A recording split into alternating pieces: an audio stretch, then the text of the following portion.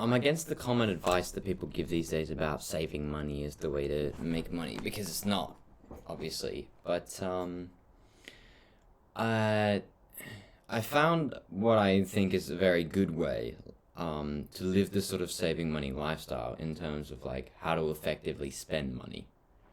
And I discovered it when I was sort of shopping for a computer. I never ended up a PC. I never ended up buying the PC, like for the individual parts. But I sort of thought of this, and I want to see if you guys think of it the same way that I do, which is that basically anything that is below your standards is a waste of money, and anything above is also a waste of money. And what I mean by that is, I was looking at the graphics card specifically because with the PC it's the most expensive part, so it's sort of in that way the most important. And I was a gamer, so that was also the thing. It was like, the amount of games, the kind of games you can run is the graphics card. But anyway, well, mostly the graphics card, but they're very expensive. So I was thinking, okay, well, where is the balance between how good the graphics card, like what's the best value, how good the graphics card is, between how much it costs? Because obviously I was broke. I was like, okay, well, I need to think more realistically. Okay, maybe I can't get the 3090 Ti. Maybe not. Maybe it's out of my budget. Maybe, possibly. But once I was thinking about that and was thinking about what I was actually going to do, I thought about it like this. I was like, okay, so what if I got a standard where I was like, okay, I want to play Fortnite, I want to play Minecraft, I want to play CSGO, Valorant, something like that. And to play this game at the level that I need at, let's say, 60 frames at 1080p. We're not going 4K, we're not rich. Just pretty standard, or 120 frames at 1080p. You find out the specs that can do that. Maybe it's a 3060 Ti, or maybe it's a 3050. You get the specs, and you go, okay, this is the level of performance I'm aiming at. You go and let's say it's 3060 Ti for this example, and then you look at 3050. That is a waste of money, and I'll explain that in the sense that basically, if you get that graphics card, you are going to be getting less than what you want. So you're going to have something that you paid for that isn't going to satisfy the need that that was the justification for paying for it. So you're paying for something that you didn't actually want. So you're getting zero value out of that. Because that's the thing, I was always debating, okay, well, 3060 Ti is slightly better value than the 3070, but 3070 is slightly better, so what do I do? It was all about value, but it is 0% value if you get something suboptimal. If you, how do I explain this? If a game simply will not run, and I know games will just run at lower performance, but let's say a game won't run unless you have a certain graphics card. And you go, oh, but the one below is better value, and it's cheaper, so I'm gonna get that one. If you get that one, you're paying what, $400 fucking dollars for something that doesn't work, that literally doesn't do anything. It's worth $0 to you, but you just paid money. So you paid money, and you're not getting anything out of that because you didn't get what you want out of it. So that's the bottom one. And then above, I think, is the same thing, in the sense that, let's say a 120 is the frames and 3060 gets that. And then you look at the 3060 Ti and you go, okay, this is really good value. This will get me 144 frames. This will get me 200 frames. And it's only a little bit more. And, it's 50% more frames and only 20% more price. So it's much better value. It's so good.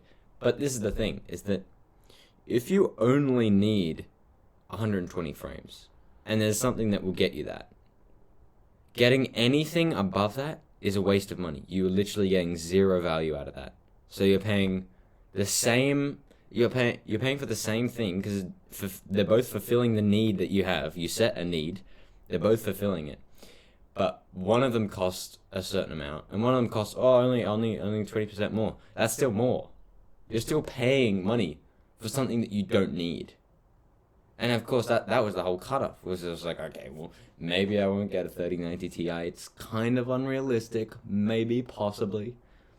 That was the cutoff for me. It was like, I'm literally paying for something that I'm not going to use. I have intentionally looked and set my standards and said, okay, realistically, I want 120 frames, 1080p.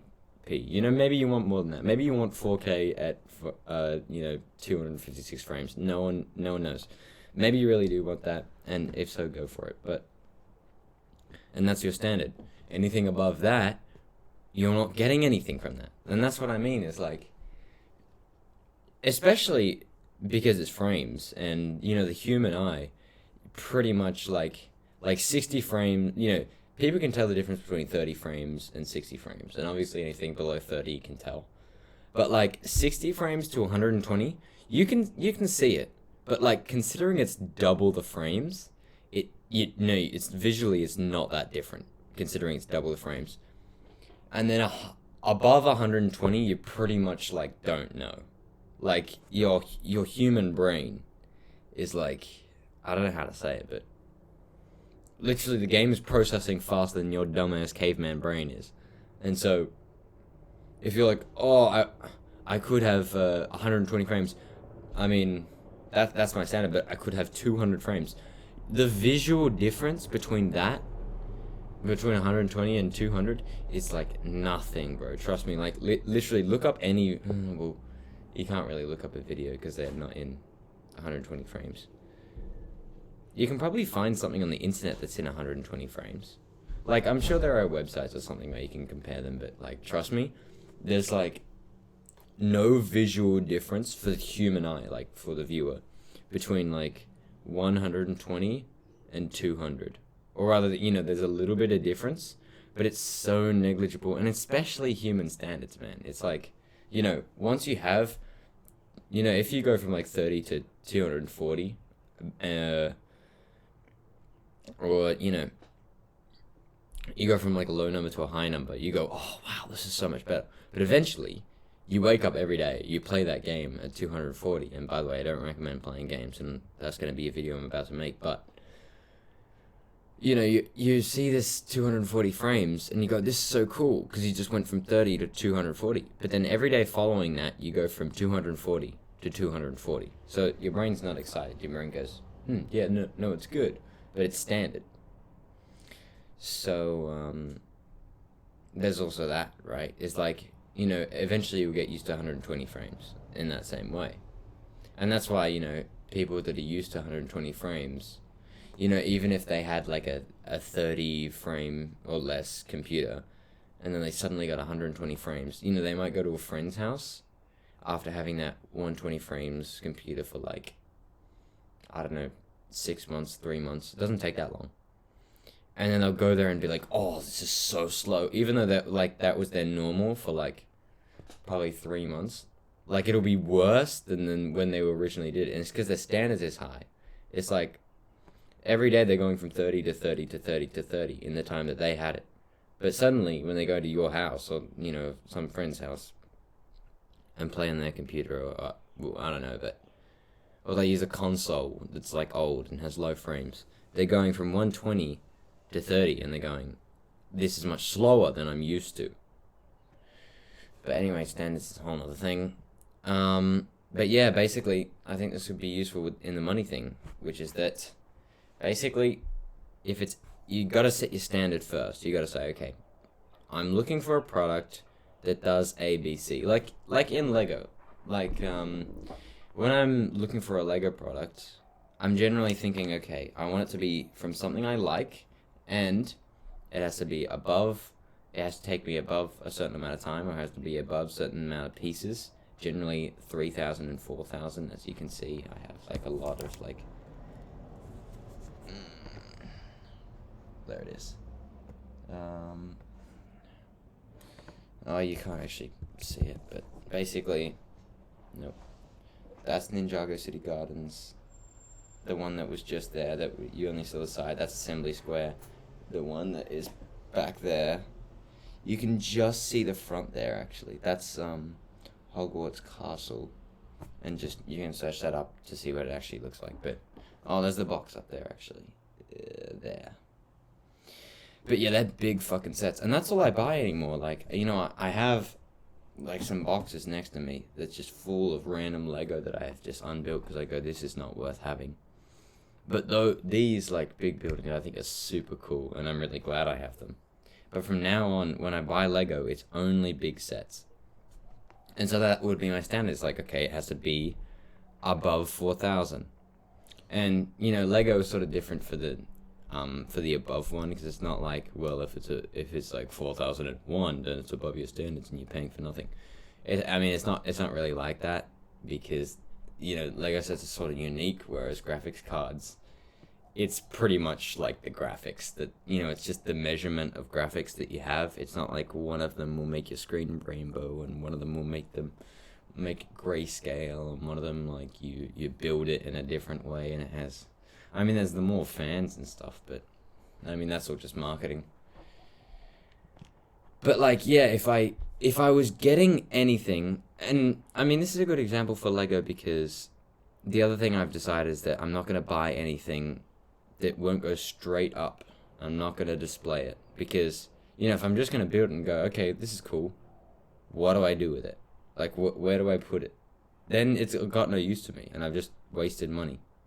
You know, I've got the experience, but it's sort of a waste, because then I'm just putting it back and then selling it for less, so I just lost money. So I think, okay, I've got to know that I'm going to put it somewhere. And so anything that's below that 4,000 that won't take me a while, and that's not cool enough, like, for me to put on display and be like, yep, that's really cool. It's just a waste of my money, and there is no value. Like, you know, there's a lot of price per piece in the Lego industry, in the sense that, like, oh, but this one has so many pieces and it's so cheap. Well, it's like, there are lots of things that go with that. It's like, well, how big are the pieces? You know, what if it's like the what's it called, the UCS Star Destroyer? You know, it's so expensive, it doesn't have that many pieces. One, because of Star Wars, but two, because like a lot of the pieces are freaking huge. I mean, have you seen the set? It's like literally a meter or something like that. Like fucking. But anyway, yeah, I just thought I'd give my take on this. Could be insightful to people. So yeah, see you.